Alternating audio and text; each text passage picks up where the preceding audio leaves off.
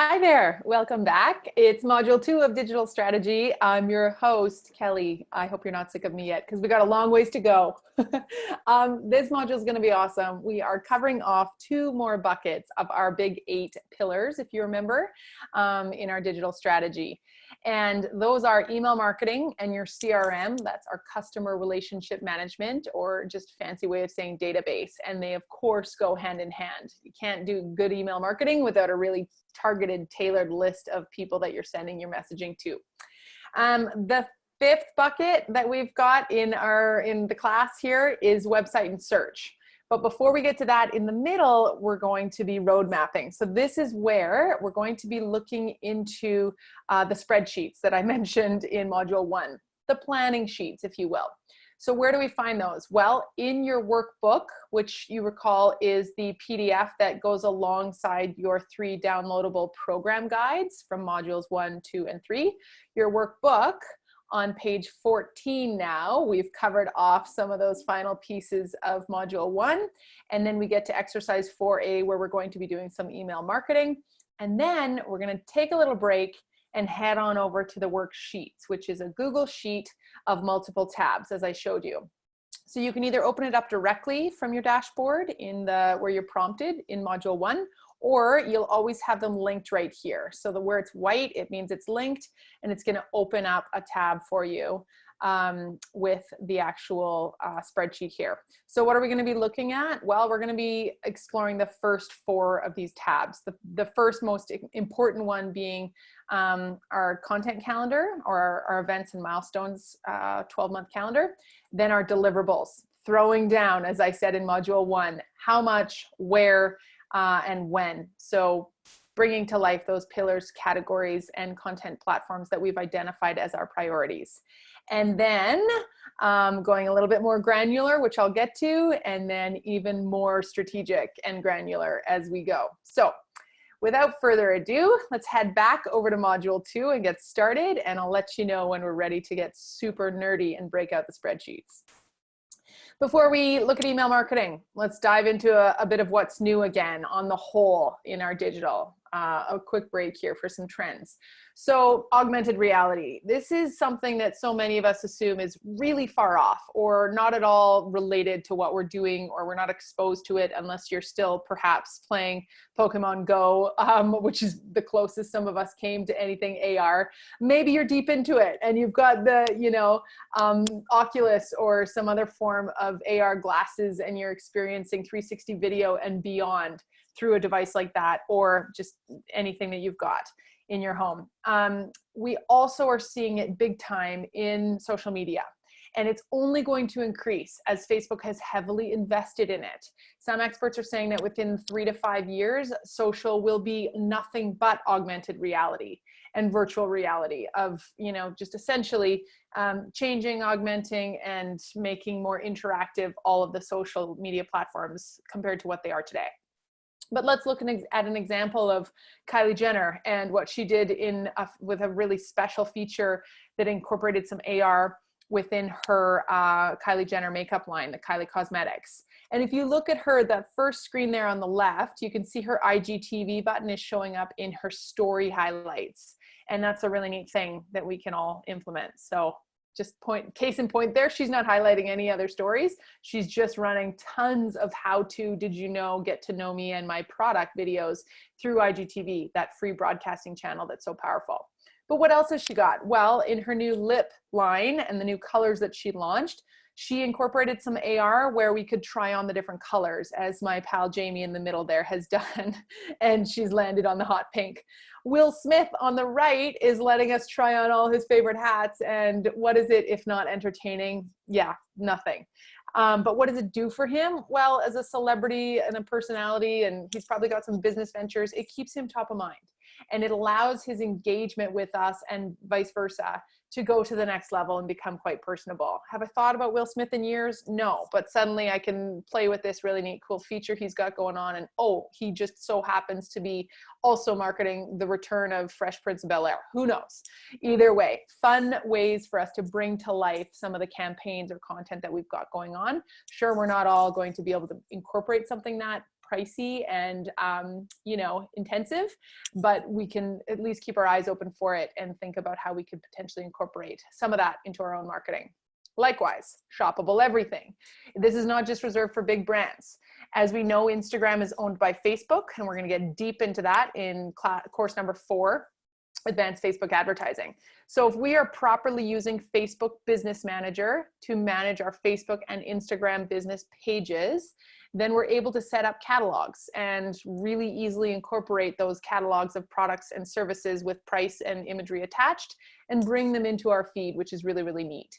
And why does this matter? Well, because once again, if our prospects and our people and our tribe are hanging out on Instagram or Facebook, we can certainly reach them there, yes, but keep them there too by allowing them to shop right from in the feed, which is a fantastic way for us to, of course, we'd want to get them to our website, yes, but if it's really simple, dead easy for them, it's one-click wonder, then chances are they're going to make that decision quicker and get to purchase and check out faster, and that's what we know converts highest. Nano influencers. Don't always think about influencers and influencer marketing, which is a massively powerful marketing tactic and growing all the time. And actually, as many are suggesting, the most powerful marketing tactic above all else right now, above paid and organic and SEO. Influencer marketing has this massive reach, and it's turning into a multi-billion-dollar industry. That doesn't just mean we're all hiring Jillian Harris or other celebrities to post a photo or 3 for us. We are thinking small, and who is powerful and connected and influential, meaning they just have the power to influence a decision or behavior of anyone, big or small, like the moms in my kids' grade 2 class, pretty well connected and influential in their circle and within their 500 fans and friends, not fans, friends each. So we see some examples here. Our friend Mandy Ballack, she's the founder of Ace Class, based out of Calgary, but with events and just incredible membership programs across Canada and beyond.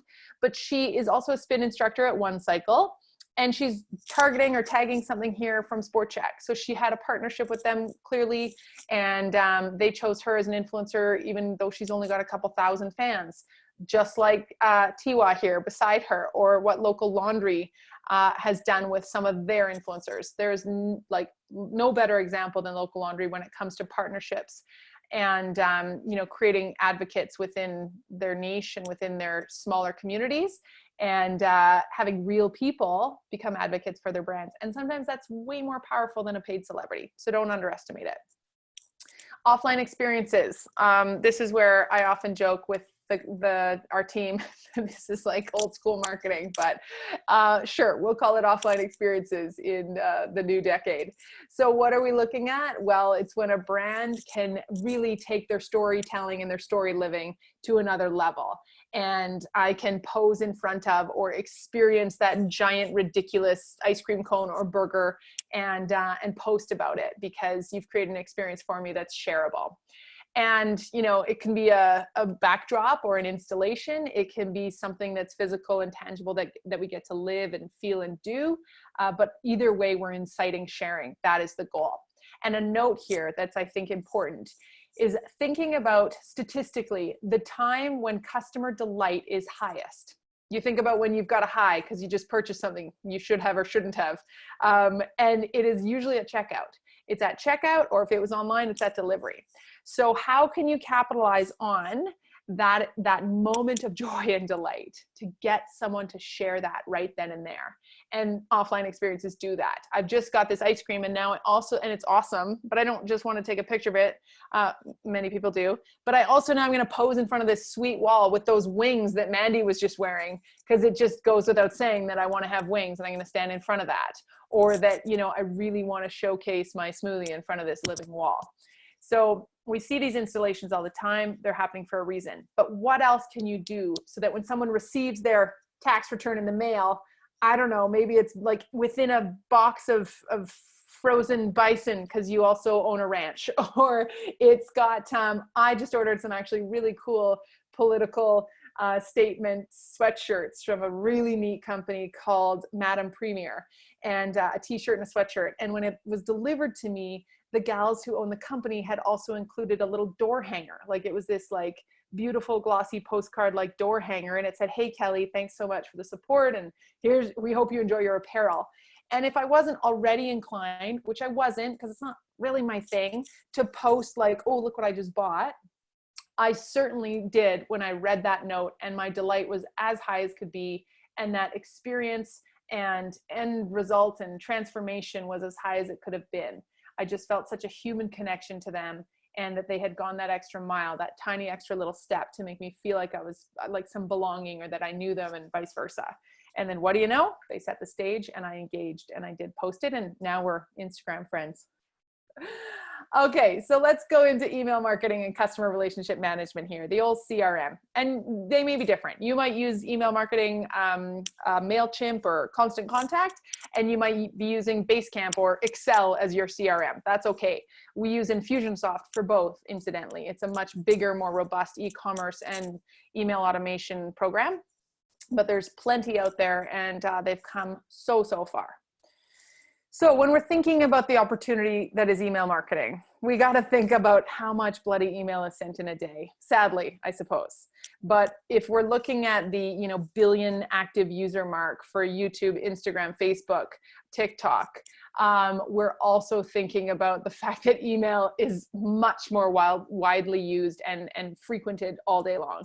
I'm in my inbox, sadly, 6-7 hours a day, and most people are. It's the first thing we do in the morning. Many of us social feeds, but then we're in our inbox. So how do we show up there in the right way, in the way that gets people actually opening, not just doing what I described as like a quick scan? There are certainly e-newsletters that I look forward to, and I move out of my promotional or junk tab into my primary inbox, because I absolutely want to hear from that company, and I can't wait to see what kind of next cool, short, sweet, creative email they're sending me that keeps me in the loop of what they're up to. So email is changing. It is not dying. Sure. Are we sick of our inbox? Are we trying to aim for inbox zero? And are there lots of philosophies about how to get away from your inbox and use chat messaging services like Asana and Slack instead? Yes, absolutely. But that doesn't mean that we're not going to continue to have millions of emails coming our way all the time, and new accounts set up like by the millisecond. So email ROI, when we look at even the stat here from the Digital Marketing Association in 2019, for every dollar you invest in your email marketing through copywriters, strategists, yourself or outsiders, or staff, graphics, photography, video, whatever it is, email automation, we can expect a decent return. And as I said in the last module, we are proof of this, absolutely. Our list and our email marketing program is our most powerful tool. And not only is it free, although our staff resources aren't, but it's very segmented and it's owned. So when we look in marketing and we talk about our earned, our owned, and our paid channels. Earned is like earned media, like PR media coverage, fans, followers, subscribers, viewers, yes. And then our owned channels, which are truly the most valuable, our website, our blog, our email marketing program, and our subscriber list that no one can ever take away from us. If Facebook crashes tomorrow or disappears, we haven't put all our eggs in the basket of something that we don't own. We actually are just visitors at Facebook. And now we have to pay to play, which we'll get into deeply in our other courses. We can do it well, and we can take advantage of the fact that so many eyeballs are there and we want to be there. But if we can grow our email marketing, it's always in our hands. Beyond that, we'll look at open rates and other types of stats that show how powerful it is. The final piece of that being paid, and that's anything, of course, goes without saying, that we're putting money behind like ads and collateral and whatnot. Okay, so email is a preferred channel when it comes to marketing tactics or paid channels. This is where most of us would prefer statistically to be targeted. In the same way that I mentioned earlier, if you're interrupting my YouTube experience with your Ford ad, or my Netflix viewing pleasure, or even now I'm watching the Super Bowl or eTalk, and there's commercials, our tolerance is so low. think 20, 30 years ago, even whether we had TV remotes back then or not, we might mute the commercial, but we sat through them. We didn't know we had a choice but to do so, because you had to have to go and turn the knob on your parents' 1982 TV. Actually, it's probably from the 70s. I was just happening to grow up in the 80s. And then now we've got second screens, so we can quickly mute the TV and turn to a second screen, which we do unfailingly. But what can't we, what is so great about email marketing? It's in our control. I can choose when I want to open it. I can segment it into a certain promotional tab in my Gmail or other types of inbox tags or lists within my Office or whatever email provider I'm using, email client. I can unsubscribe. I can find out what kind of preferences. Sometimes, do I only want to receive this email about food, but not fashion, culture, and people, because I'm just a foodie. I'm not at all. I wish I was. Or whatever it is. We have power when it comes to email. And remember, consumers are now in control. And transparency as to how I'm being targeted and what list I'm on and why you're sending me this is important. It's why Facebook now has a very powerful place on every business page called page transparency in the right sidebar. I can see what ads this page is running, how they're targeting me, and why I saw that ad. And I can get off that targeting list if I want to. So we care about this kind of thing more than ever. And email marketing makes it a preferred channel for us. Great. So now we're moving into that delight versus annoy, but also it's just straight up where we are. This is what most people claim to be their first check of the day. And I count myself among those email addicts. What else can we do with email marketing? Well, much like we talked about in module 1, when it comes to marketing in general, segment, target, and personalize. So that's what we're going to be aiming here for. Are you trying to target her? Or are you trying to target him? Who is your prospect here? Are you targeting them both? Great. But don't be sending him all the stuff about the new female-friendly bike seat that you've got for your road bike when Buddy just wants to be, tuning his Ford, what's it called? And I'm going to embarrass myself if I say more. Create content personas and segmented lists. So this is exciting. We can assemble and deliver that content to exactly the right audience, which if you remember the screen in our first module there about the right time to the right people for the right reasons and the right content. So we know that audience because we mapped them out earlier. We know who we're targeting now and who we want to target later. We know their name and hypothetically, their age and their favorite wine and their dog and what pets do they own and where do they hang out and what do they do on the weekend and how do they think and feel and what do they want? Wonderful. We can have 3 or 10 of those types of buckets and segment them accordingly. However, most of us proceed like this. So this is what we think that people want, and we just puke at them our ideas of a great press release or an awesome Facebook post or e-newsletter, when really all they're seeing is a bunch of buttholes that they could care less about, and they're not getting what you're saying. So let's look at some of these segments that we can think about here. And this, again, as I said earlier, plays into when we build our ads and our promoted content audiences. So it's really important. So geographic and demographic is the easiest way to go, and that's the most rudimentary form, but still a great starting point for many of us that still just have one list with everybody on it, or one sense of an audience, and they're just blasting everybody with the same message and losing people like crazy who have higher expectations than that now. So geographic and demographic go without saying, and then the psychographic and behavioral is where we get really powerful, and this is where email marketing has come today for even the most free, easy, MailChimps, Constant Contacts, Emma, etc. They all incorporate these opportunities. So I can target people based on their behaviors, their interests, lifestyle, opinions, values, yes. And then I can also look at what they've opened in the past. What have they engaged with? What did they click on? What did they read the longest? What did they click on and forward?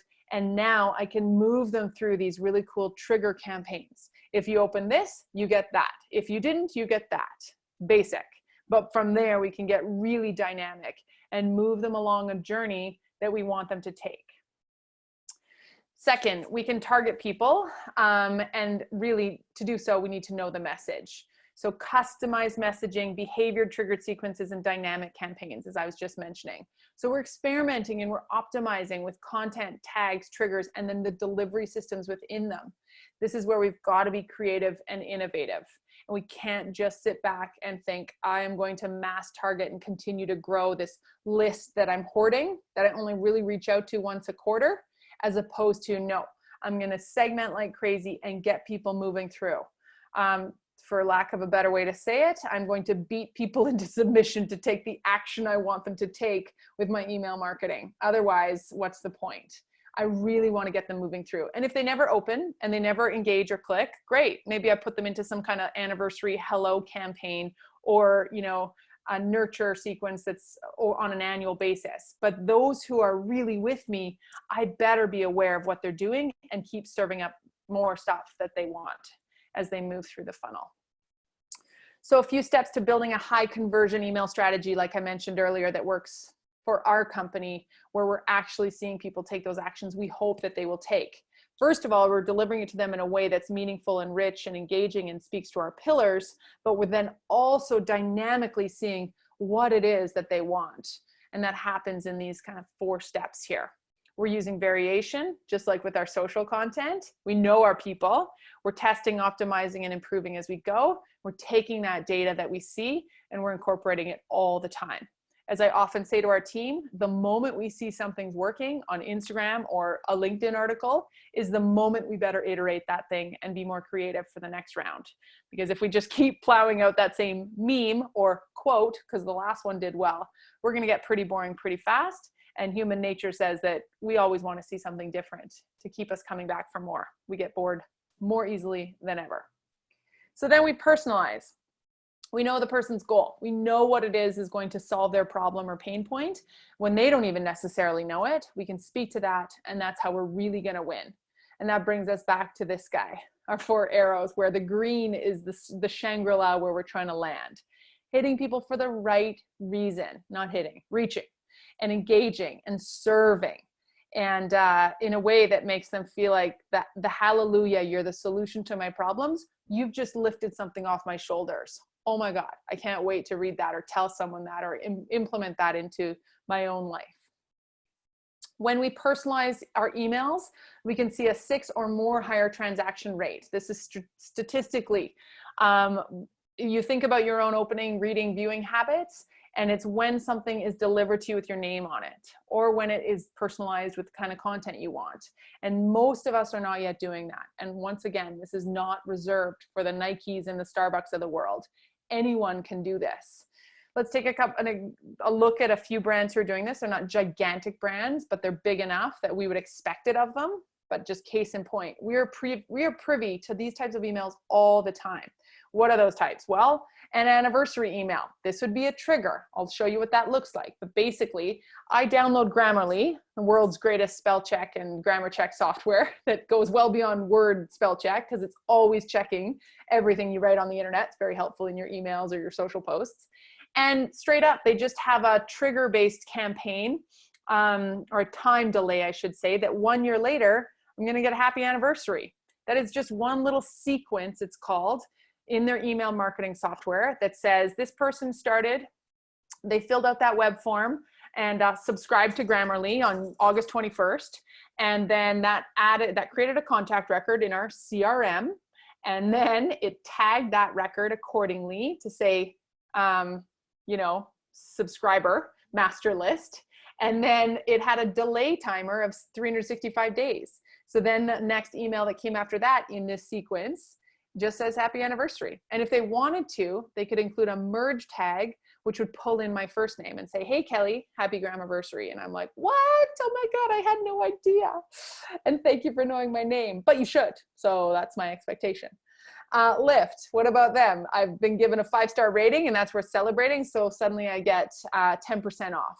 Great. That's, a fun, simple email. And take note of how short these are. That you can see the footer in these emails, and they are literally 1 line, 1 graphic, and often a call to action or a second set of copy. But oftentimes the best emails I see have less than 100 words. So keeping that in mind as we look at design. Anyway, you get the idea. Now, what about the content that goes into these either one-off emails or campaigns like the one I just described?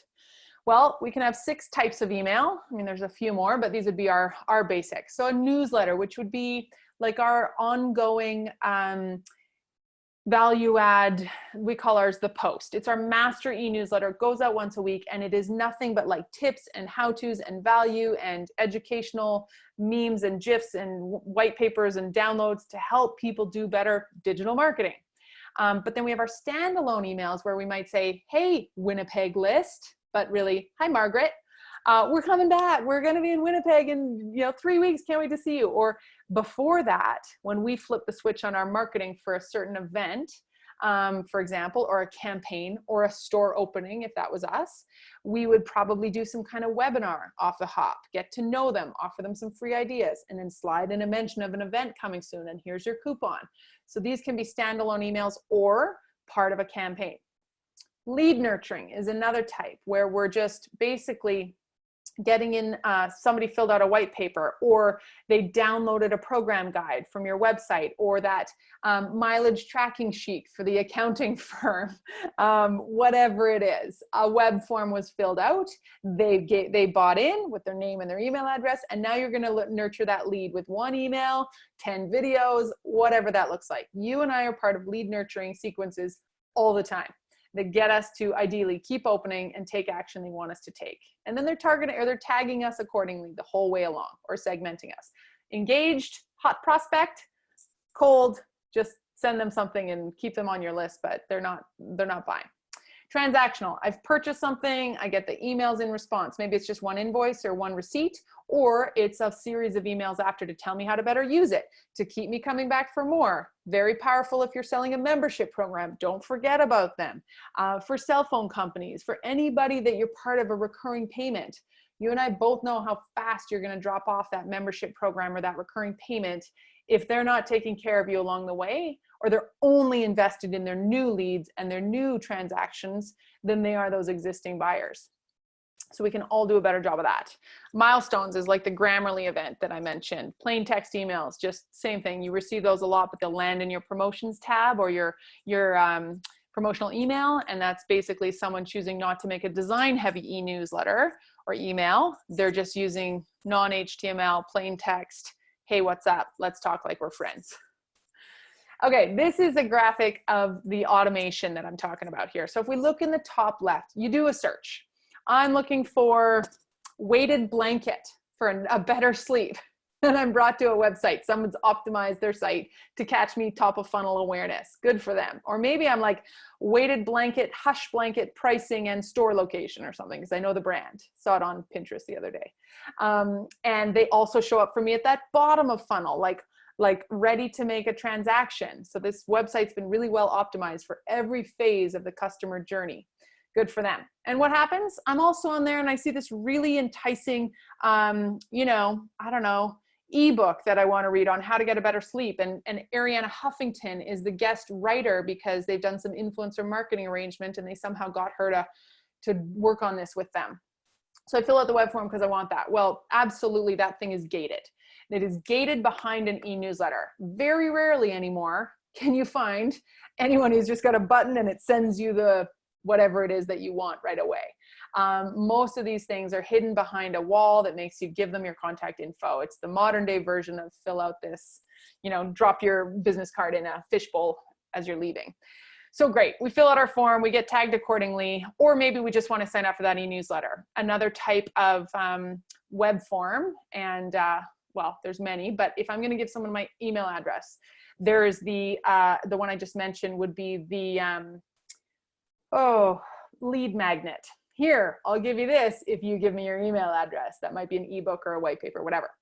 Another one is the velvet rope offer. I'll give you 10% off your next order at Victoria's Secret if you sign up for our e-newsletter, or Joe Fresh or whatever. And then you're going to unsubscribe and do it again with a new email address. Of course, don't tell them that we're talking about that, but let's do that. Okay, so that's the thing. We're in a database. Now we're part of the CRM because our contact record's been automatically created, like it does for us in Infusionsoft, but it would do it in MailChimp or Squarespace, who has marketing now as well. Then we get pushed around to an email that triggers some kind of sequence. It could literally just be, here's your ebook or here's your coupon, but probably it's at least 3 or 4 emails that, again, here's who we are, here's what products we offer and what days of the week they are arriving. And by the way, here's a coupon for you. So take further advantage of blah, blah, blah.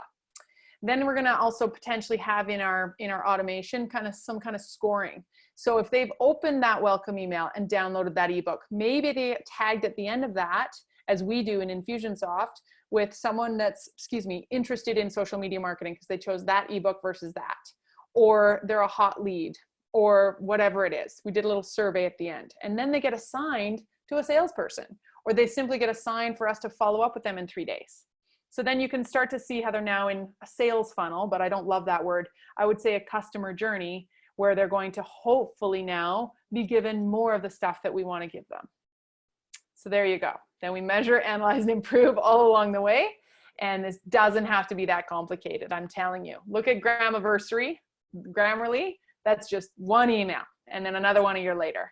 And that's some form of nurturing. At Social School, we break up our email campaigns into 3 types. Lead gen, as in lead generation when you download an ebook or sign up for our e-newsletter. We're basically generating as many top of funnel leads as we can through webinars, conferences, etc. But we try to get them in the door, the virtual door. The second type for us is fulfillment. So if you're going to buy something from us, like you guys did, you're in a fulfillment campaign. Here's course number 1. How's it going? Here's the webinar. Here's course number 2. Maybe if you're in our guided online program anyway. But we're nurturing people along with the fulfillment of what they bought. It's the least we can do. And then the third type of campaign for us in the general bucket of customers journey email sequences is, nurture. Oh, nurture. No, yeah, sorry. Lead gen, fulfillment, nurture, as we're on this page. Oh boy. So nurturing is where we're sending them those sort of more generic emails just to try and further keep them in our top of mind, or keep us top of mind, and educate, inspire, and entertain. All right. No big deal. With that, I'm gonna have a sip of tea. Okay, so a few other types of emails to automate. I just mentioned those 3 buckets, if that helps you think about it, but here's some more specifics. Page view or content download, like I said, a blog subscription or a welcome email, you can automate that. Why do we automate? Well, 100%, because it makes it so that we don't have to manually type in an email every time we want to welcome someone to our list or deliver that thing that they wanted. And for a lot of us, we're not doing any of this. Maybe we're using our booking software to send them a quick reminder, but we're not doing anything further to really win them over and keep them there.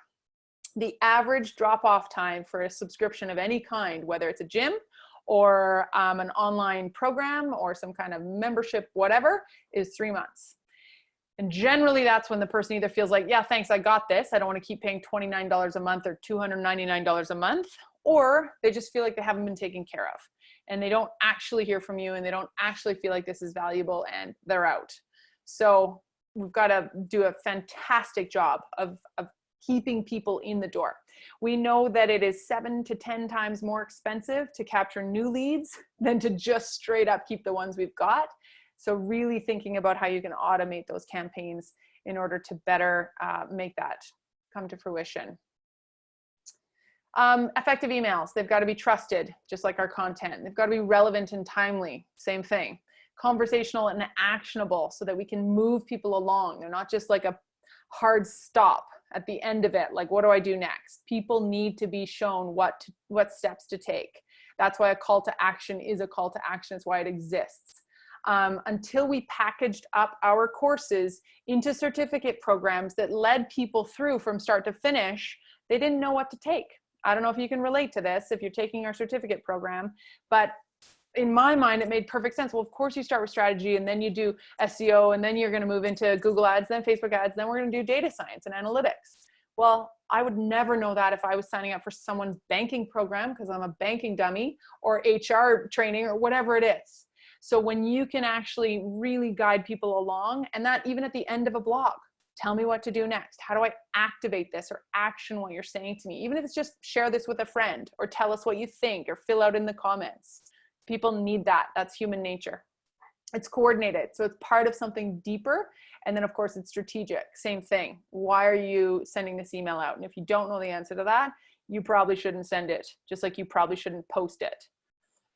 What about frequency? I mean, we could talk about this all day long, but this is very specific to you. This is like case by case and goal by goal. But generally, if you're a news media association or umbrella organization, we're seeing things daily or weekly in some cases. I subscribe to the Outline and Calgary Herald, or all sorts of news sites that I would expect the bullet, a daily little snippet update or whatever it is, if I'm going to subscribe to their e-newsletter. If it's thought leadership or sales related, something from a business, probably weekly. You know, the ones that we want to see or expect to see, sometimes they're emailing daily. And that would be maybe more the e-commerce retailers. But this just really depends. I would caution you on something quarterly, however, because you really fall out of people's minds when you aren't emailing at least once a month. And beyond that, when we look at CASL and GDPR legislation, which is all about privacy and transparency, we know that we can't wait. We can't have someone on a list for 6 months and not contact them, or we are bridging into the illegal side of CASL, Canadian anti-spam legislation. So don't let your list get dusty, and don't make people go, why the heck am I on this list? Who is this? I've never subscribed to this, haven't heard from this, marked as spam. Because if you get marked as spam regularly, your email client, be that MailChimp or Infusionsoft, whoever it is going to start basically not allowing your emails to get the same type of delivery that you'd like to see.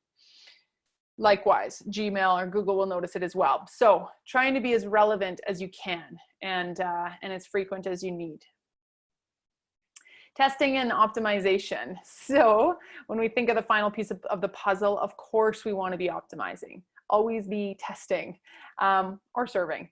And testing one variable at a time makes sense. Think back to junior high science, and you can't have a whole ton of variables. You've got to choose one and make the rest kind of controlled. That doesn't mean that you can't test often, but one subject line versus the other, or one group versus the other, one image versus the other should be really a general practice for you in your email marketing.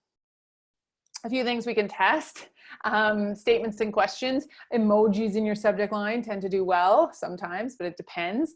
Longer versus short, so like playing with length. Day and time, looking at your open rates at various days of the week and times of the day. Don't be afraid to play with the wee hours or darker times when the highway's not so crowded. I can't tell you how often I open an e-newsletter that lands in my inbox on a Sunday morning when I'm waiting for my kids' ballet class to finish. So thinking about when it's not quite such a crazy time for your users and subscribers, potentially that could be powerful for you. Frank and Oak writes they're retailers out of Montreal, clothing company, and they write a great email called the Sunday Paper, and it's beautiful. Feels like a coffee table book in the email form, and it's not spammy or promotional. It's value adding and beautiful. But of course, it makes me want to buy their products. Email metrics to measure. We've all seen open rates and click-through rates, yes, but what about click per open? So of those that are opening, how many are clicking the calls to actions and the buttons within? What about the unsubscribe rate? You can certainly look at that. We sometimes take that with a grain of salt because we're all going to have some, but when has it been higher than others and why? And ask people if you need to. Hey, why'd you unsubscribe? Although I wouldn't recommend paying too close attention to that because you'll get frustrated with people that you thought were on your team. But maybe they're just like on your e-news list 3 different times, as I've experienced. And they're like, I only need this once. But beyond that, maybe you're emailing too frequently and you need to pare it back or segment better, sort of thing. Okay, optimization. So we're learning what we're doing well and what we could do better and just constantly building on that. And as I said earlier, the moment something's working is also the moment you've got to iterate and try something else as well. Don't just rest on your laurels because you're seeing great open rates, because that will absolutely fall off. Tracking, testing, benchmarking, and making note of the results so that you can grow and improve. We're turning the data into action in everything we do in digital marketing, but in particular with email marketing, because we can track so many things. So we're informing our future messages, of course, based on what we're seeing. And the frequency allows us to, when we're consistent with it, it allows us to collect the most useful data. So don't just fall off the map and then plow back on and think that you've got great data to go by, because consistency has to happen before you can have real insights. you know, improving our lead generation top of funnel, but also trying to aim for those bottom of funnel hot lead conversions. And that's the whole idea here. So your first exercise in module 2, thinking a little bit here about your email marketing goal. If this is a tactic that you're ready to implement, great. If it's not, that's totally fine. As we often say to people who are starting out with maybe their pre-commercialization of a new product or app or technology, maybe they're just not proud of their website, or they don't have the resources yet to do email marketing. They're still just working on their Twitter account. No problem. But I would really encourage you to add a web form or a subscribe button to your website and start collecting and building a list. Try to use it within 6 months, or you'll possibly get into some trouble, but you're going to possibly regret it if you haven't built that. And it is such a powerful thing to have. It doesn't have to have 10,000 people on it. To have 100 subscribers who have opted in and explicitly said they want to hear from you. Are you kidding me? Compared to those people that we're targeting with paid ads who are like, get out of here. I'm literally saying to you, Wayfair, I want to hear from you regularly. That's amazing and powerful, and we should use that as much as we can. Thinking about your frequency, how are you going to invest in building that list? What is it that you're going to do? We're going to look at a few other tactics here in the website section of this module, which hopefully will give you some ideas on lead generation and list building and landing page campaigns that are geared to do exactly that. What segments can you divide your existing people into? Even if you only have 4 or none yet, even better, before you start building your list, if you have a choice for them where they have a drop down and a radio button that says, I only want to hear about this kind of news or that kind of news, or, you know, my dog is 5 to 10 pounds, 10 to 20 pounds, or 20 plus pounds. Great, BarkBox. I only want to hear about your giant dog stuff because my dog's enormous. I've self-segmented right away, and it's made their job easier too, so they can target me accordingly with the right kind of content. So thinking about that. Okay, are you ready? This is where, before we dive into tactic number 5, website, we're gonna look at our spreadsheets. It's time to map and get super nerdy. So if you remember, this is in the workbook. You can go in and find the link to it, or go separately to your Google sheet. We're going to take some time here, and I really encourage you to fill this out. And it's not going to happen overnight. The idea with a Google Sheet versus an Excel version of this is that the Google Sheet, of course, is dynamic, and Google Docs is everything for me and our team. We've moved all of everything we do is in Drive, Google Mail, Gmail, Google Calendar, Google Slides. It's just so powerful and comprehensive, and it really allows for team collaboration. So maybe it's just you and your client, and you're mapping out the social content, or you're, you know, trying to plan your own content better, but it's always going to be available in the cloud. So this is why it's wonderful to use Google Sheets if you can. First things first, whether we're just working on social content or we're trying to build digital marketing across multiple channels, we need to know what kind of events and happenings and milestones matter to us in the 12 months ahead. And this is where I encourage you to come up with at least 5 or 6 things. And you don't need categories like I've got laid out with 4 of them there on the left. You can just even have, you know, you can delete 15 of those lines and just have 5 things. Store opening, staff expansion, trade show 1, trade show 2, Christmas campaign, media campaign, customer appreciation event, and I don't know, back to school. What matters to you in your business? And bonus points if you can think about what matters to your customer. Maybe back to school is actually something that is really important to your audience. It's less important to you. Or Black Friday, or whatever it is. But do you have any specific campaigns? And we ask that because what we're going to do then is go into the second half, the bottom half of the spreadsheet, and map out our tactics. So this is where we ladder up the information or the tactics in the bottom half with the happenings in the top half.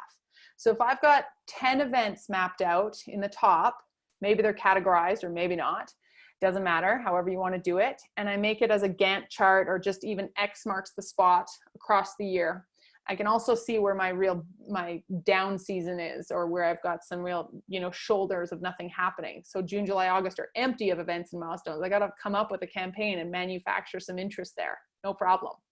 But then I'm going to also make sure that when I fill out my tactics, so number 1 is going to be Instagram. Number 2, Facebook. Number 3, my blog. But maybe then I also want to have some B tactics where I've got a podcast and a video series or IGTV and some email marketing, whatever that looks like. Or it could be PR and media outreach. And I'm going to now kind of come up with some sub tactics there. So let's say on the first one, it's my blog. Every quarter, so I'm going to mark that in the calendar when I've filled out the dates in the top appropriately. I'm going to say that every quarter I'm going to do a deep brainstorm on upcoming blog topics. And I'm going to put that in. And then I'm also going to do a monthly strategy session at the beginning of the month where I map out the exact subject lines and blog content that I'm planning on creating. And then every other week, I need to come up with blog graphics.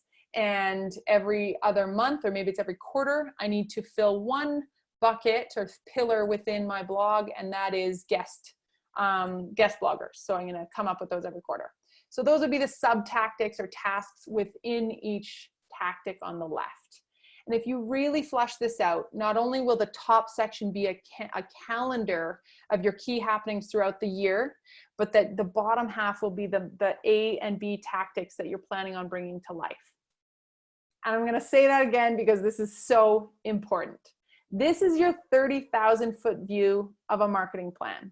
And if you had nothing else but this for 12 months or 6 months, whatever works for you, you'd have some kind of guideline.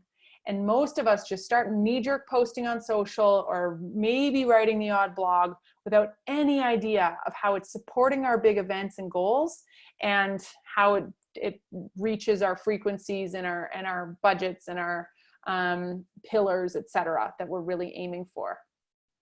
So thinking about that, the final piece there is that little legend of different colors. I put that in because for me, if I'm doing it in a Gantt style, you know, a Gantt chart you learn about, I think in high school or math or something. I've got like orange, orange, orange where I'm building and something's coming because we're working on that website relaunch as one of our big milestones. And then the launch week is in red. So I really know that if I'm doing PR as one of my tactics, it better measure up to that. Maybe my new website is so significant I'm going to do a press release about it. Probably not. But maybe it's an ad campaign or it's some kind of webinar or something in the weeks following because I'm so proud and I'm trying to drive traffic to this new subdomain or microsite or parent website. So you get the idea. We have everything in one place at a glance. From there, tab number 2. This is the throwdown. Remember? I've said that 3 times now. But what I mean by that is truly saying right now, what am I planning on delivering in my content strategy and in my digital marketing mix? Because we've already identified our key tactics, remember, whether those are social platforms alone or the other opportunities like email marketing, podcast, blog, website. And I'm going to throw down how much and what pillars I've got and what categories they might fit into and how this is all going to happen. So this one here might need a little bit of tweaking based on whatever you're thinking. It may not be platforms 1 through 4. Maybe there's 10 platforms, maybe there's 1. Are you doing a blog? And how many per month? What day of the month are you going to send that out on? And don't worry, we're going to be plugging this into an actual calendar. This is just your way of saying, here's what I'd like to do from a frequency standpoint. And then what pillars have you got? So throw those down right there. And what categories might work there? Whether that ties back to the first column or not is totally up to you.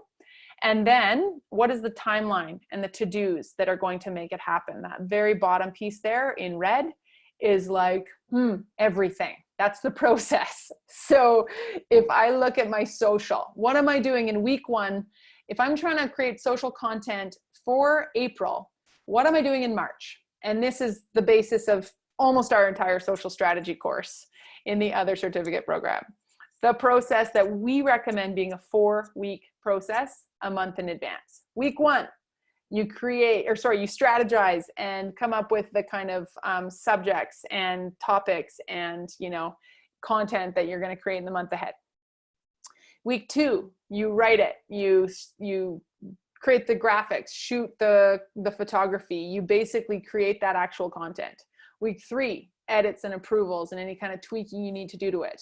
Week 4, you schedule or automate and pre-boost or build ad campaigns around it. And then you've got it ready to roll out the next month. And as we say, scheduled content makes it happen, live content keeps it real. So now I know that April's covered because I built that in March. And if magazines can work 6 months in advance, we can work 1 month or 2 months in advance is my true recommend.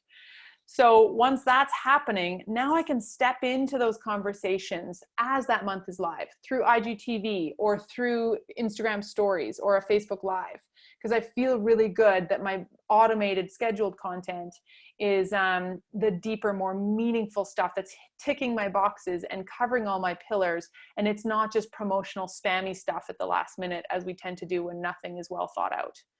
So aim for a 50-50 mix, or maybe it's an 80-20 mix of scheduled versus live, and you'll be in amazing shape.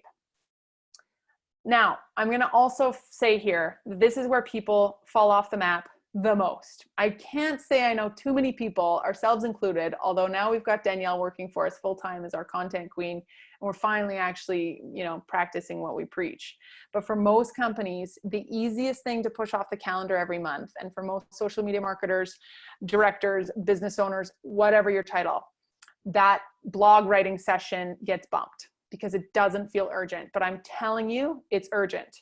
Our social media marketing and our content marketing is the voice of our brand, and it is what is generating leads. And even if you're swamped with your daily workload, and it's very difficult to be proactive because you're just being reactive with all the stuff in your inbox box and on your desk, I get that 100 times over, but you're never going to actually get ahead and ever feel like you're not just spinning plates, which most marketers today feel like, because they can't actually implement what I'm talking about here.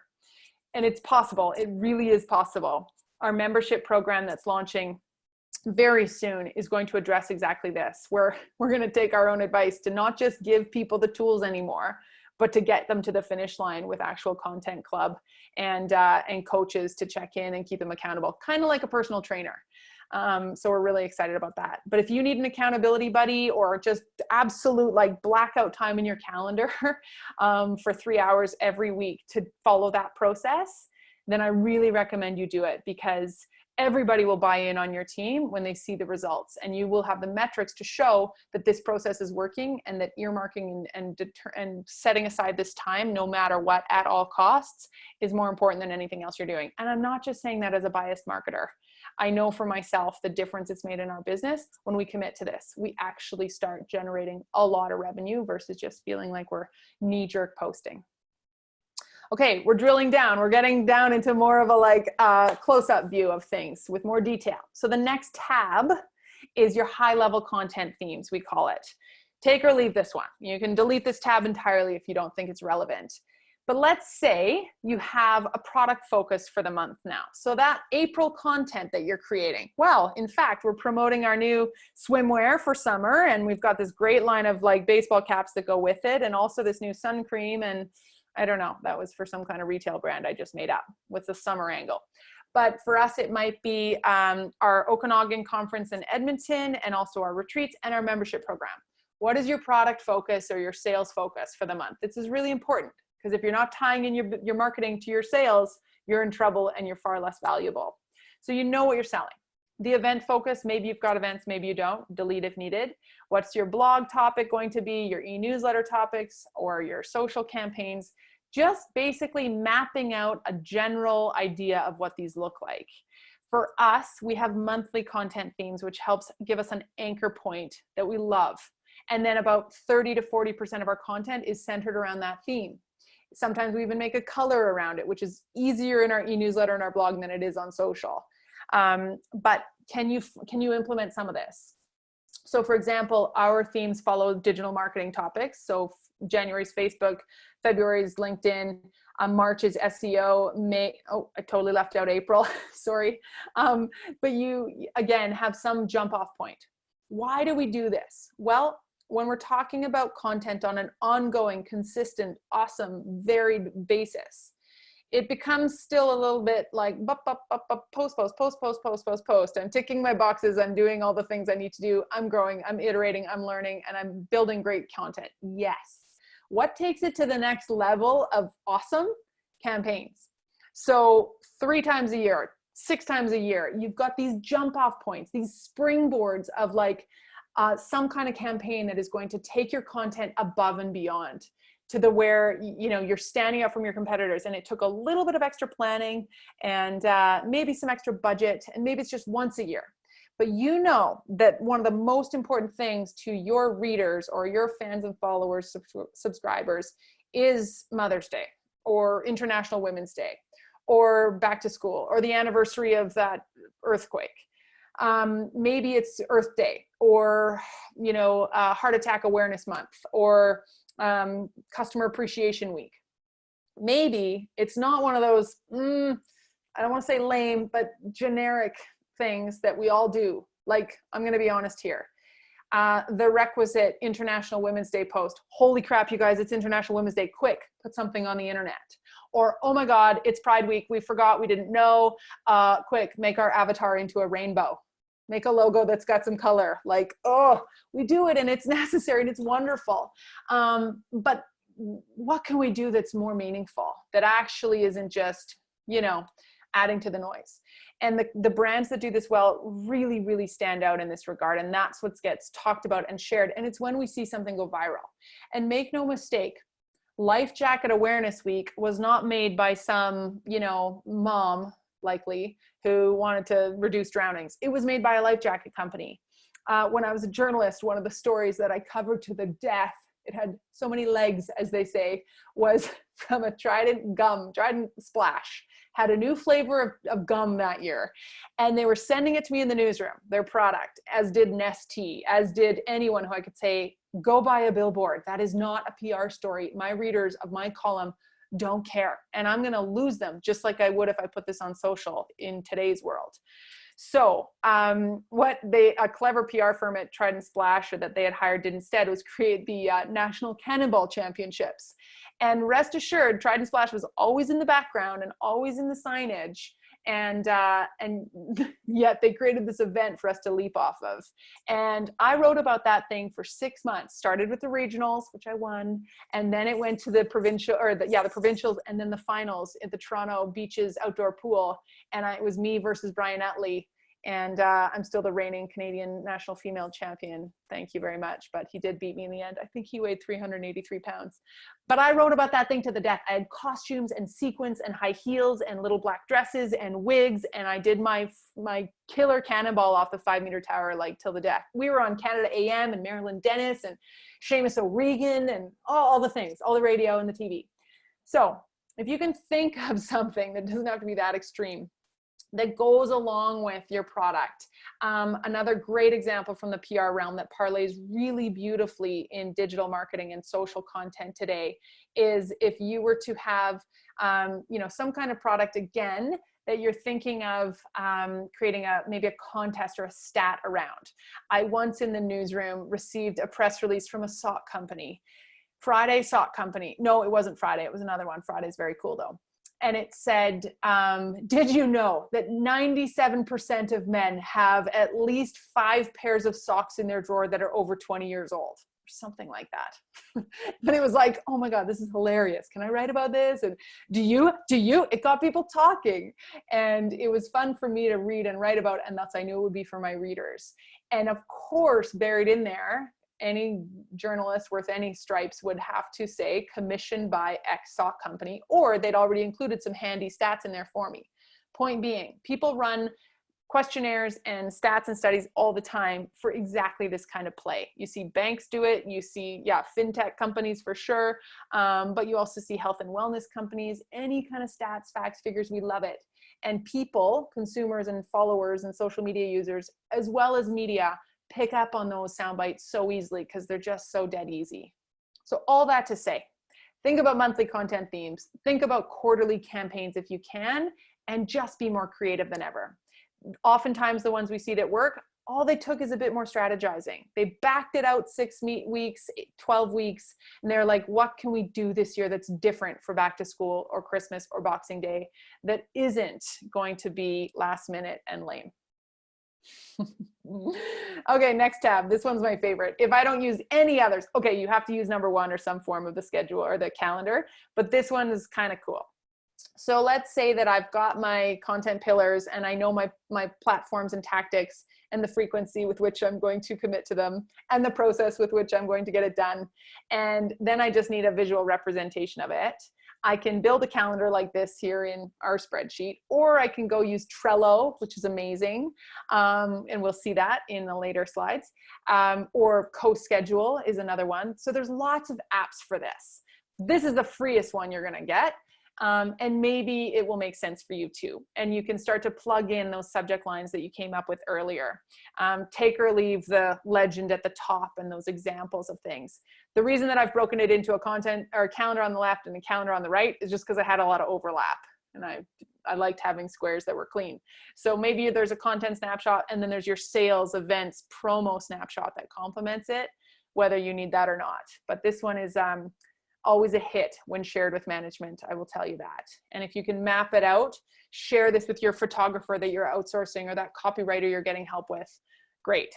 Speaking of, the last tab that I'm going to overwhelm you with here in this course from that spreadsheet, and then we'll revisit this spreadsheet again in later courses, like our Google Ads and some of the more digital technical courses in the back end of the certificate. But those of you just doing this course, you can use them all you want. But this one is now where we would actually go to write that content. And I know that this is not awesomely creative. It is very difficult to be super creative with your Instagram captions when you're writing it in a Google spreadsheet.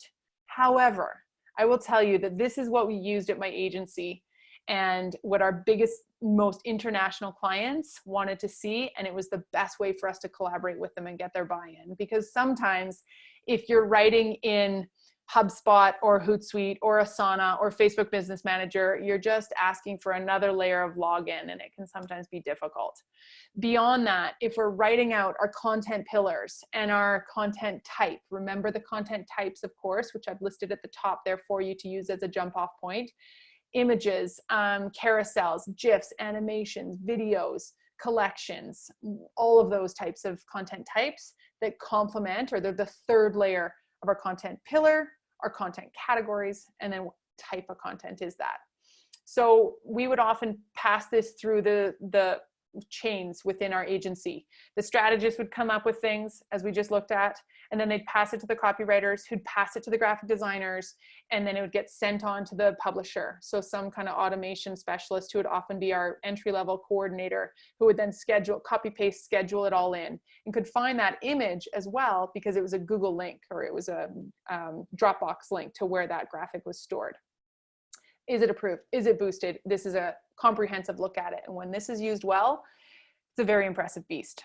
If this is redundant and you can't imagine writing out your captions and your social media content here in the copy column, and you just want to go straight on into Facebook Business Manager where you're actually going to write it out there and schedule it directly in Facebook, or straight into Planoly or later to do your Instagram scheduling, great. Or LinkedIn, you're going to do it in Hootsuite or HubSpot, great. If you need it in an all-encompassing view, this is where it gets done. But when we were small enough, didn't feel like it was necessary to do it in two places. So take it as far as you need to, but this is a great tool for bigger companies, those needing approvals, and anyone with a client that they need to show it all to. Okay, holy cow. Number 5 here, website user experience and user interface, 2 very important pieces of the website, search performance and conversion tracking. And then we're going to hit home module 2. So let's start with the good news. It is a great time to own, optimize, and leverage your own awesome website. Why do I say that?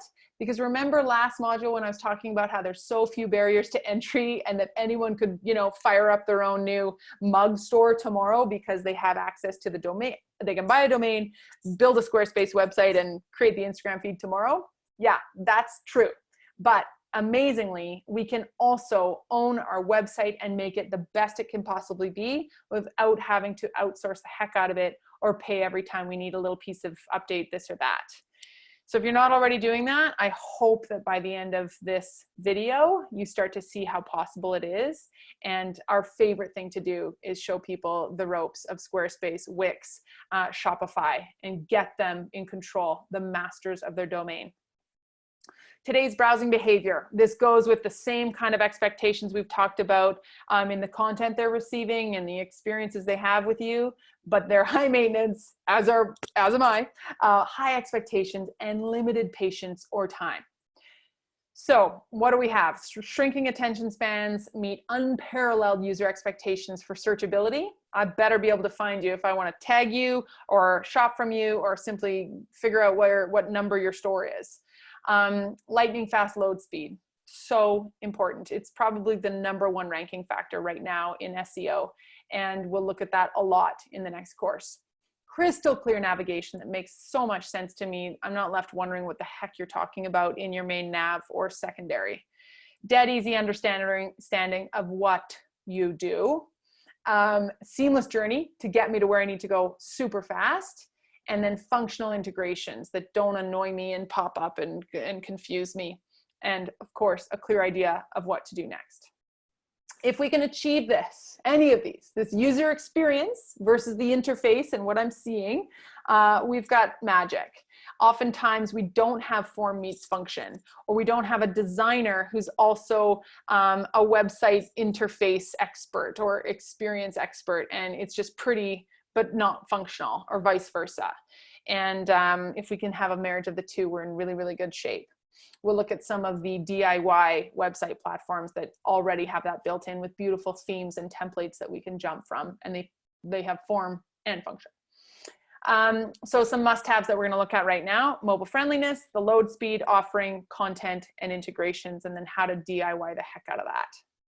So 5 things that we're really breaking it down into. #1, is your website mobile friendly? Is it showing up for me in the right ways on my phone, where I'm searching for you in the moment, and especially if I'm being brought there by social. If you've done your job and you're showing up on my social feeds or in my news inbox, when I click on that site, is it actually working? Or do you expect me to be on some giant desktop that actually I never am? So your mobile traffic is likely rising, as is ours, especially if we're running social ads or promoted posts. It goes without saying that if people are finding us in their social feed and they're on their phone when they're on their social feed 95% of the time, then they're clicking through to the mobile version of our website. And as you can see, for us, this has increased massively year over year. So I'm showing you the first screenshot here of Google Analytics. This is also going to be the first time where I say, if you do not have your Google Analytics set up, it is a very good idea to get there as quick as you can, because we're only going to build on it in each class in the digital marketing certificate from this one. Or if this is your only course, it is just such an imperative piece of your marketing. And most students that come through our doors, even big clients, yeah, I've got my Google Analytics firing, and we're like, okay, great, let's see it. No, it's not working and it hasn't been set up right. Darn it, what a wasted opportunity to see back data and have a benchmark comparison. Beyond that, we're like, great, what are you paying attention to? What stats matter to you in your analytics? Oh, traffic and page views. Great. What about load speed? What about user experience or behavior? What about bounce rate, dwell time, broken links, or straight up information on your audience and what they're resonating with the most? So much more to Google Analytics than we think. We can set up goals to see if they do this and then this and then this, and how much that was worth to us. Beyond that, how much traffic's coming from social or e-news or direct or SEO or organic paid search, whichever one. And within that, Facebook acquisition, how many are coming from that exact campaign on the life jackets? And how many are coming from that specific promoted post with the influencer? Now we can see that information, and it's amazing. All right, here's a simple test for you. You can click that link and do your own score testing as to how mobile friendly your site is. So I encourage you to do that and see what kind of results you're getting. And hopefully there's room for improvement that's not too drastic. But most of us are quite surprised to see sometimes that we're just straight up marked not friendly. RBC Convention Center is where we had our Winnipeg conference in 2019. It was a beautiful venue, and I ran the site speed test while I was there as I was showing some people this. And unfortunately, we get told this, but we also get suggested fixes, and we can go in and either share this with our developer or work towards it bit by bit. in our marketing efforts. And this again is an absolutely pivotal time for us to go, holy cow, between this and some of the other things we're about to look at, I've just realized that one of my important tactics for the next 6 months is not a podcast. It's to get my house in order, my website house, and better my site speed, load speed, etc. So just want to point that out. Next, site load speed, very important. As I said, perhaps the most important. How long do you actually expect me to sit here and wait for your site to load? Well, if it's my site, I'm like, well, of course they're going to wait. They're going to wait. Aren't they going to wait? I'd wait. No, if it's someone else's site, I'm like, what? It's not, I'm out. I don't have time. I'm too scattered and goldfish brain, and there's too many other choices. The worst is when you realize that you're running paid ads against your website, as we've done for years, only to realize in the summer of 2019 that our site was loading on average at 46 seconds per, and that we were losing at least half the traffic. So we were paying thousands of dollars of Google ads and Facebook, Instagram ads every month to drive people to click, and they weren't sticking around for that bloody site to load, which of course they weren't. Why would they?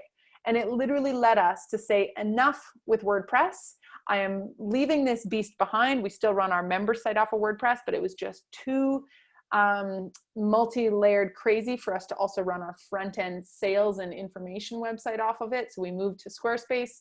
We blew everything up, and it was just necessary straight up because of load speed. No matter how good our server, how good our security team, and how much we're optimizing plugins and you know, updating themes, this is such an important piece. And side note, people are really underestimating what it takes to keep a WordPress site optimized today. So be aware of what your site load speed is. You can look anytime in your analytics, right there in behavior, site speed.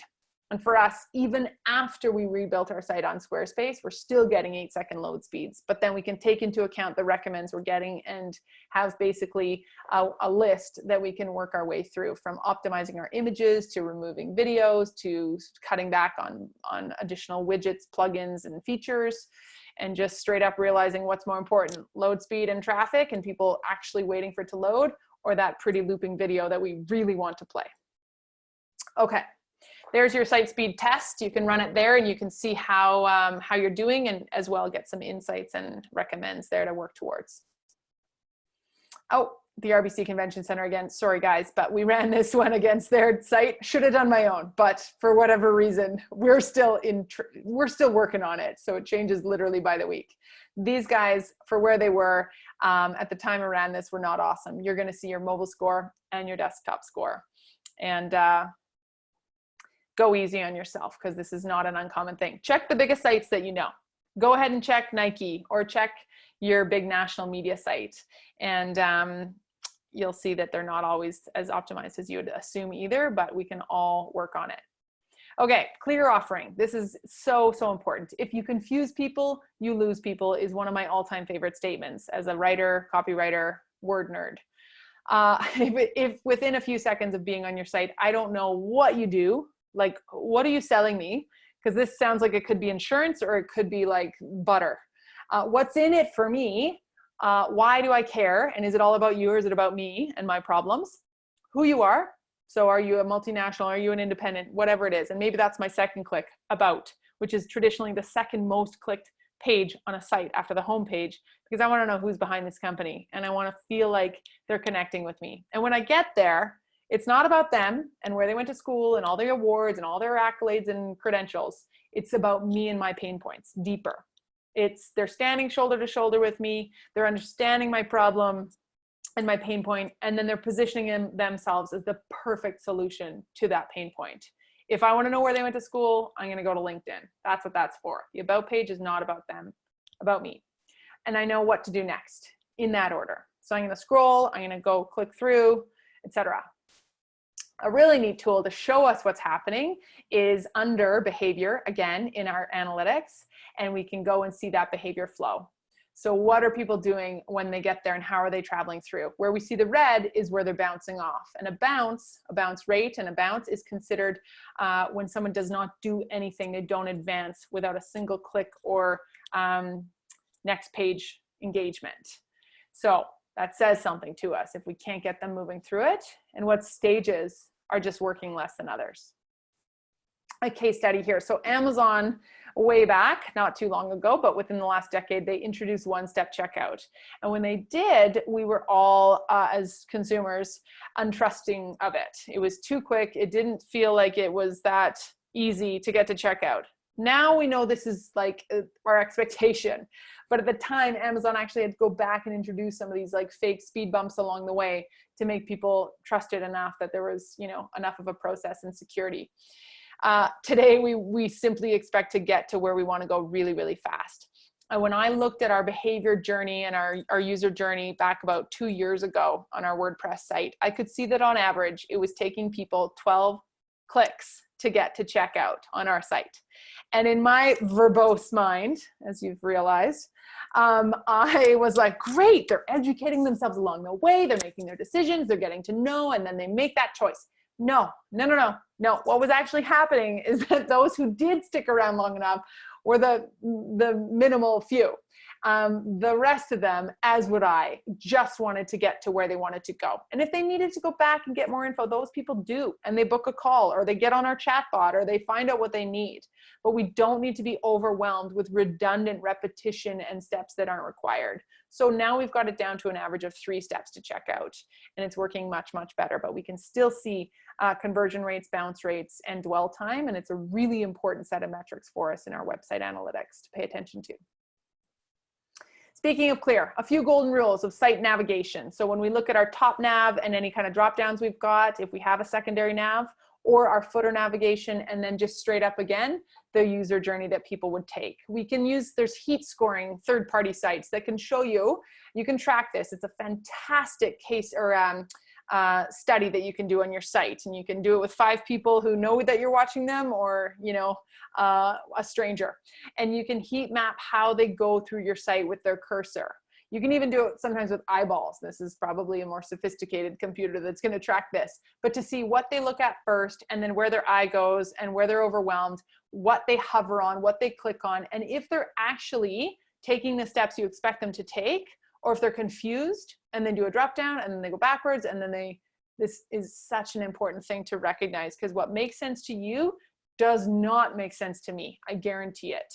And when we use our industry jargon or our technical terminology or cutesy titles in our main nav that we think are awesome because there's alliteration and rhyming going on, it is not the smartest way to go. So really thinking about that. Next, are you using a secondary nav, and hopefully not tertiary? And why is this so tough now? Well, for one, then I have to do drop downs and go back and go forward and back and forward, as opposed to just scrolling or moving through. And beyond that, I'm using my giant thumbs on my phone, and they just don't work like they do on my keyboard with a mouse, especially if your mobile traffic's up at 70, 80, 90%, like many of us have. So if you can, get away from any kind of drop-down menu, or as little as possible. And you're gonna go look at Tony Robbins' site or Nike's site and say, hey, Kelly, you're crazy, because they have lots of drop-downs, and they do, but they're clean and they're easy to use, and they're there for a reason. Like on our site, we've got some drop downs when you have a specific city, because I don't want Kelowna bleeding into Winnipeg, bleeding into Ottawa. We have drop downs specific to that, so you're going to go straight into that page. But on our main site, where we want you to scroll through funding to scholarships to whatever, or other pages, I should say, that's an index page that scrolls. So use them wisely. Third, are all your site's pages all properly linked to from the nav? This is an important Google indexing factor. We'll look deeply at this in our SEO course number 2 here. But we need them to be connected like water pipes, so that Google doesn't think you've got these like black hat tactics going on with published pages that exist separately, and they're not in this spider web index where Google's crawlers can see how they're connected, and it can see which pages are your main pages and what content within them is important, and then just index your site accordingly. So keeping that in mind, that published pages are sometimes seen as they can be detrimental to your search rankings, because Google thinks that you might have, for example, worst case, published a bunch of articles where you're just keyword jamming a bunch of things about physiotherapy and health trends, and they're not part of your main blog. You're just doing it for keyword traffic. And that's a black hat tactic that SEO specialists who don't know what they're doing are wrecking people's websites with. Sure, hire me and I'll get you ranking on Google page 1, and I'm going to publish 1,000 plagiarized blog posts that are about physiotherapy. And don't worry, they won't be connected to you from your main nav. No one will ever find them, but search rankings will just help. No, don't do it. It's a terrible tactic, and our pages need to be linked together strategically. Are your calls to action on each page clear and concise and leading me down the garden path of where I want to go? Is your customer journey taking place in a way that meets my expectations and my needs quickly, succinctly, and clearly? Bottom line. And if you need someone to weigh in on this, I have to have someone do this all the time for me, because again, what I think is super clear is not at all clear to our users, and they call us and we learn very quickly that they're navigating our site in ways we had no idea that they would. Number 4, great content, straight up. Just like what we're talking about with our social content, less is more, quality over quantity, show it, don't say it, and make your imagery and copy and calls to action really awesome. Make them hard to resist. So compelling that I want to share them, let alone act on them. Thinking about the last time you landed on a site and you were like, never leaving, throwing your credit card at the screen. I have examples like that where it's oftentimes something I didn't even know I was looking for that captures me so entirely. And that's way better. That's the A1 example of like purchase doesn't even need nurturing for years or months with email or follow-up or retargeted ads. I'm a cheap customer because you got me so deeply on that first land that I'm doing what you want me to do without leaving. And it only took me a minute. Second best, they come back. Or third, they bookmark it, they might come back. But are they really? If you don't buy that conference ticket that first time you land, or that weird widget thing that you saw, or that heavy weighted blanket you don't need, are you coming back again? Or is some other shiny ball going to catch my eye tomorrow? Very, very often it does. Let's look at a few examples of websites or landing pages that are nailing it. We already looked at Tony Robbins in the last example, but that world of creating curiosity and delight, making it about me, the buyer, the viewer, the user, in the moment that I get there.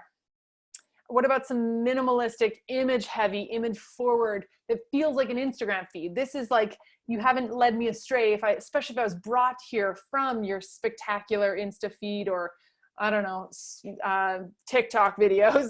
And now I see that product in real life and I can buy it so easily and find my size and shop online. And it's just clean and minimalistic and effective. Very important for e-commerce. Information meets interaction, really neat coffee site here, where the dynamic aspect of the homepage is cool. It's still loading fast, so I know they've done it really smartly with compressed imagery and GIFs, not any kind of like heavy video or embedded gigantic plugins or animations of any kind. They've got a chatbot in the bottom, which looks like pure chat, and they're there for me. So they're doing a few things really, really well, and their nav is clear, as is their product offering. What about an association or a nonprofit or an organization that's actually interesting? And it's not a heavy amount of text that's so overwhelming to the reader, and it's actually clever and quippy and it draws me in. Great. Even the image alone of the woman there in the sweater, just different. And when we see something that we weren't expecting, that alone can go far. If you're in an industry where everybody's doing the same, or it's always been lame, or there's nothing but opportunity for you to do something different, I really challenge you to stand out. Realtors are prime example. Again, like insurance and service companies and B2B providers of stuff that isn't as beautiful and sexy as the coffee delivered to your doorstep. Bring forth the people, showcase the human faces. As infants, we are wired to look for the faces of our parents first and foremost, and the same applies on a website or a social feed. I'm looking for people and context as to how other humans are using this or relating to this or a part of this. Another nonprofit where activism meets the user experience. This site is super cool. You hover around Rainforest Guardians and you get to go in, and it felt like Zelda to me. Oh my God, I just dated myself so hard. But Nintendo of the 1980s, where you could go into these worlds and get to know, like, here's this native tribe of indigenous peoples in this zone, and here's another place with the foresting. It was really, really cool. Not everyone can create such a beautiful, dynamic, charitable site like that where they're fundraising. But man, if you can implement any kind of interest like that, hopefully people will start talking, and you'll really see some positive results. Strong calls to action. We see this on so many tech sites. Dead, clear, simple offerings. Like this right here, this tagline, we've got 5 words in the H1 size header and headline. And then 2 quick sentences below. So like there's 20 words on this homepage, if that, below, above the fold before I scroll. And get Spotify for free, pretty strong action as well. So if this isn't as clear as anything, like there's a reason this company is $1 billion enterprise and it's working. Likewise, Wix, really great website builder. My favorite is Squarespace, but Wix isn't too far behind. It's a little simpler. And it's speaking to me. Look at that headline, create a website you're proud of. It's like the Tony Robbins one, like, me? I can? Really? Yeah, if that's something that I've been craving, it's a pain point, I'm in. Show me more. Get started. Done. And otherwise sign in. So really taking note of how people are doing their main navs that are as clear and their headlines as dead easy as possible. And look at those imagery, those beautiful graphics. So compelling. Okay, let's talk about integrations. What do we mean by that? Well, anything that we're incorporating into our site that can support our goals that we've set out and be a big, powerful ally in generating leads, getting subscribers or phone calls or contact forms filled out, or straight up purchases and conversions, whatever that looks like. And the way that we're winning at automation right now is technology and tools that get our visitor or prospect or customer to a human faster. So in this decade, we are going to be moving starkly away from these like not robocalls, that's the wrong term, robotic automation that just feels like we're part of a epic, never-ending and frustrating, experience with a bot. So what we need to do as business owners or marketers is get people to a human, but having segmented them or allowed them to self-select so that when they get there, their question or pain point is solved faster. And if we can do this, it's helping us and it's helping them, of course. So what are some ways? Well, a fantastic integration is a chat bot. As much as that sounds like a dirty bot, it's not. If you look at especially software apps, and online fintech, et cetera, companies right now, you'll see that there is a little tiny bot, or it's a little chat box in the bottom that you can open up, or maybe it'll auto open. And it's basically saying, hi, we're standing by, what do you need? And what most of the time they have incorporated is some kind of FAQ that's going to give you the answers you need. If I type in, what are your hours? That bot or automation chat bot has already got information along those lines. Where do you park? What does this cost? Can I book an appointment? What are your hours? When are you open? Those kind of things can be automatically answered. But as soon as they stray from that and they ask something more, or like us, we don't have any of those types of automated questions because we don't have enough of the same frequently asked question, that right away goes to someone in our marketing department who's standing by on the other end. Does that sound like a nightmare? Sure. But if your phone's ringing all the time, why is it that much different to have a chat bot that goes bing? And then within 60 seconds, if someone can answer it, because it's their turn to manage Pure Chat that day, they do. And we sell like crazy from here. And as we often remind ourselves, those are hot leads. Shame on us if we don't answer them and get them to the finish line, because otherwise we're just throwing money at the problem to generate cold leads and to get them to our website. So when they get there, is it worth our time to be standing by and to set up a schedule of someone who's managing it or maintaining it, or hopefully getting back to them as fast as they can? Absolutely.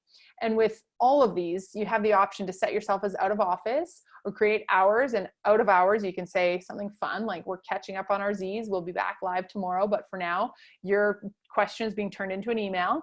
So they're really manageable, and I can't say enough about some kind of smart automation like this to get people feeling like you're answering their questions right away. Okay, this is a great one. So pop-ups and list building tools. We've all been exposed to pop-ups all the time. You can read many articles that say how Google hates them and it'll destroy your search rankings, or consumers hate them and they'll blast away from your site and never come back because you'll annoy them. And then you'll read many other articles, which I would agree with from experience, where the good outweighs the bad.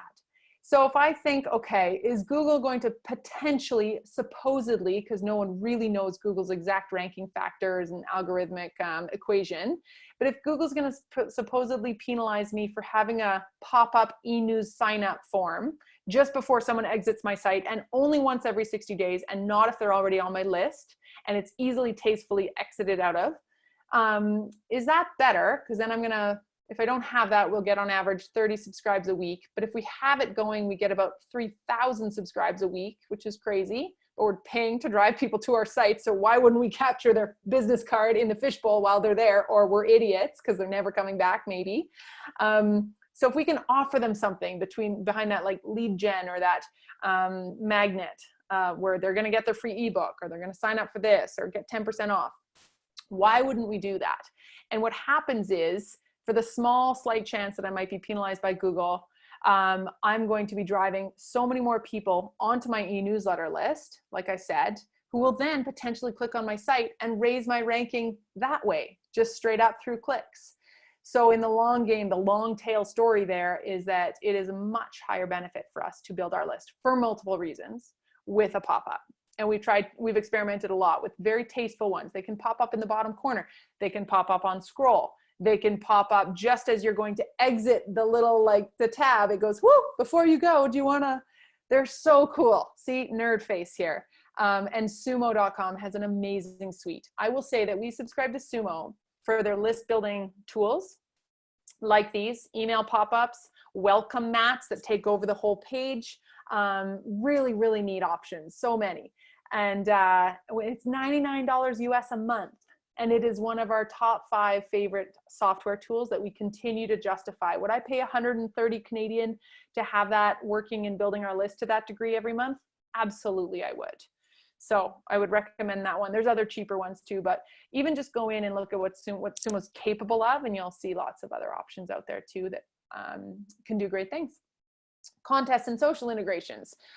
Speaking of other pieces to add to your website here and there, Wishpond's a really neat one, and it integrates beautifully with your Facebook page, or you can embed that contest really nicely once you've built it onto both your website and your Facebook or social feed. So if that's important to you, you're doing a lot of contests for great reason. If nothing else, list building too, because you're opting into the contest and thus you're opting into the list most of the time. Wishpond is a really neat way to make it happen. Landing pages. Sumo also does landing pages, as I mentioned. What is a landing page? Well, it's sort of like a microsite that exists on its own or as a / of your existing site. So you can build it like as a one-off with its own URL or as a / within an existing site. And it's basically taking one tiny piece of information, whether it's sign up for this new report or ebook, or register for this e-newsletter, or, oh my gosh, look, we just launched XYZ. And it's cutting out all the other noise. In a lot of cases, a landing page will even remove your top nav and your footer. And it's just this clean, beautiful page that you can direct people to specifically. I once had someone say to me at one of our social club workshops, I would never, ever launch a campaign without a landing page. And I was like, wow, that's bold. I love it. Tell me more. But the idea being, when you launch Life Jacket Awareness Week, you can send people to your website, and there's buried, because you've got so much other stuff going on, but hopefully not too much.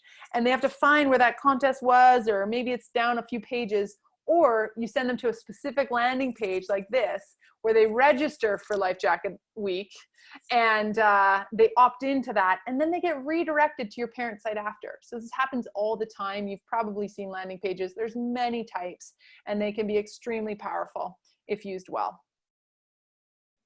Hot tip here, avoid sending your users back to social from your website at all costs. You've driven them to your site and chances are it's cost you a significant amount per lead to get them there. Not just in paid ads, but when you think about resources and time. If your entire business is geared at no longer getting people in the door physically, as a hot tub dealer said to me the other day, it cost me $610 every time someone walks through my door. I was like, wow, I love that you just said that. You're such a sweet legacy business who's still counting your entire operations based on foot traffic, as you should. But I said, Andrew, my world is about what it costs to get people to show up on our site, as is most of our students and clients, even if they're not an e-commerce company.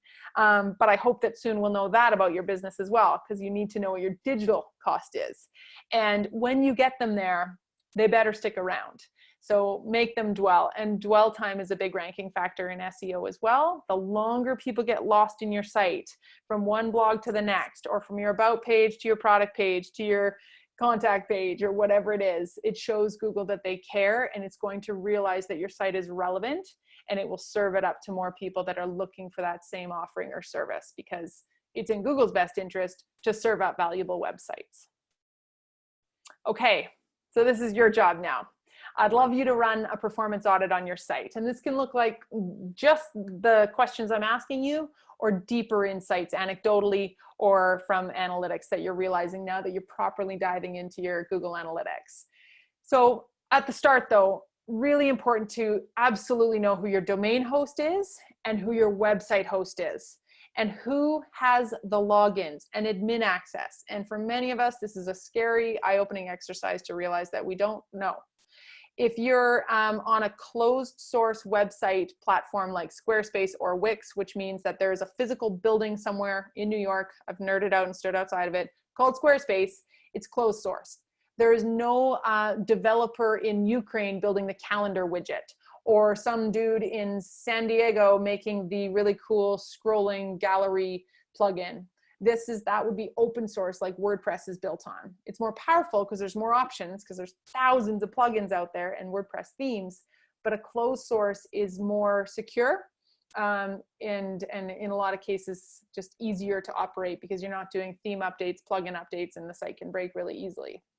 And it's not so vulnerable with security. So oftentimes your domain and your website host will be the same, like that scenario. And other times you've owned your domain and hoarded about 3,000 of them on a different domain host altogether. But know your login and all of your passwords for that, and who has access to them first and foremost. This is such a valuable owned piece of content and company asset.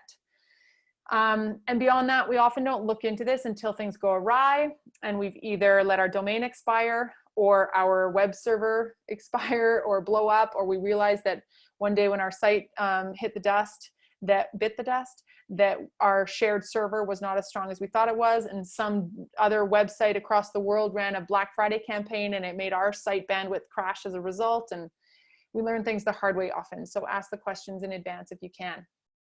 These are no longer questions reserved for super nerds that are outside of your domain. We can all know this information. What is your current site speed? Mobile, desktop. What improvements can you make based on the recommends that Google's diagnostic tools are giving you?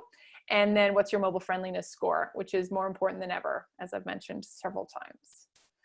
Next up, a user experience audit. So what are your most viewed pages? Go into behaviors in your user experience and see top pages and how people are navigating through your site. What else can you find in the audience insights that's really eye-opening in terms of gender breakdown or countries and demographics and affinity interests of your users? We can see all this stuff in our social analytics, and we often pay attention to that, hopefully, in Facebook, Instagram, especially. But what we're not doing is that same type of recon on our website, which is crazy, because the Facebook audience is just one small piece of it, but it's not taking into account the people reading your e-newsletter or your blog or whatever, your in-store traffic. Ideally, our website catches all of that about our audience. Where are they coming from? So what are our sources of acquisition, and are they what you thought they'd be? How are they changing quarter to quarter, month over month, when you're running paid ads or not?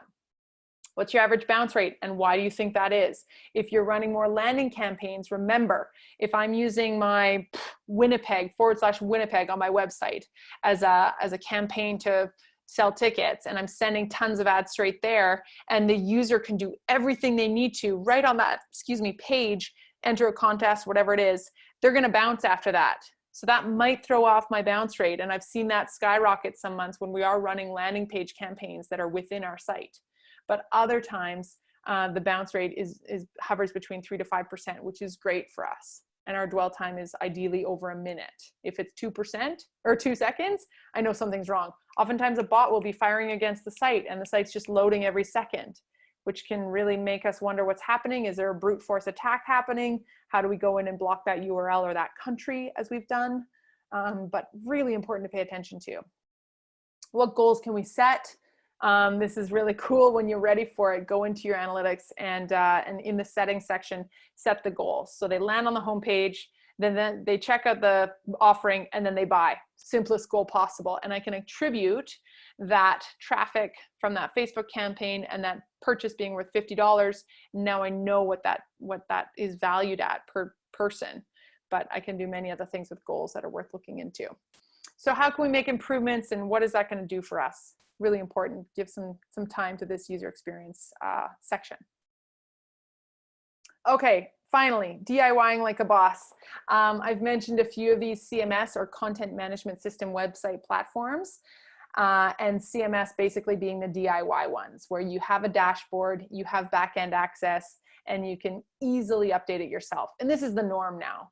A CMS it's rare that there isn't one, but some agencies will still convince people that their custom-built CMS is better than anything out there, or a custom HTML website is necessary.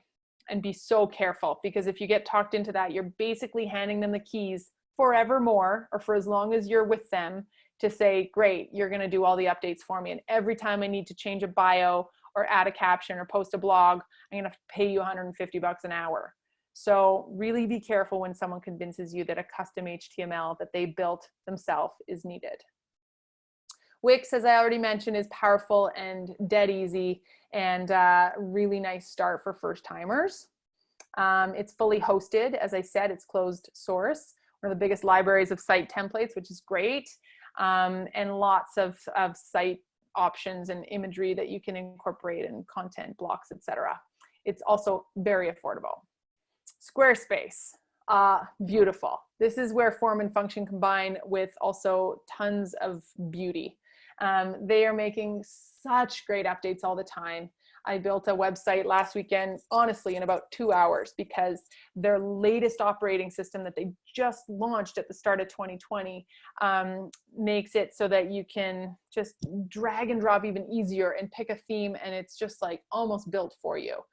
I won't go deep into how we execute a website fast and easy, but it goes a long line deeply into like proper architecting and sketching the site out in advance, and then gathering your assets before you start to build.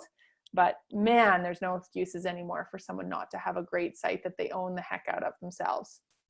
So you can scale with Squarespace. You can start with a 2-page website and build it into a 200-page website if you want to. You can sell, you can do all sorts of email automation now, and just scheduling, like as in book a calendar right into it. So really, really cool. Squarespace is worth checking out. Finally, WordPress, built on those plugins that I mentioned. So first thing first, you go and find a theme that someone has built that you really like and it works for you. And sometimes you have to buy it, sometimes it's free. And then you're going to add in all sorts of plugins and customizable widgets that will make your site even better. So be prepared to know what you're doing and be able to invest in ongoing optimization, hosting, and privacy or security fees, and just know what you're getting yourself into. Many people that I know love WordPress, and it's still, I think 90% of the sites on the internet are built on WordPress. So don't let me scare you. Just also know that it takes more than it used to. So there you go. Tons and tons of capabilities and opportunities. And it can be maybe a little less simple than the others, but worth it if what you're after is something more customizable than you can find on, say, Squarespace. Finally, get your assets in order, 100%. The mission, value statements that we've been talking about, and the product offerings, the calls to action, all of the value-driven imagery and simplicity and headlines that make it so easy and fun and enticing to navigate your site is the absolute most important piece. So I will see you in module 3 for the final piece of this digital strategy class. And now I invite you to finish up those worksheets, work them, and try and map out that calendar to start. You're not going to come up with 10 milestones and events in the first minute, but hopefully you have an idea of what's ahead for you in the next 12 months, and you can really start to build out those sheets or something similar to it, so you have a master plan of your digital strategy. Thank you.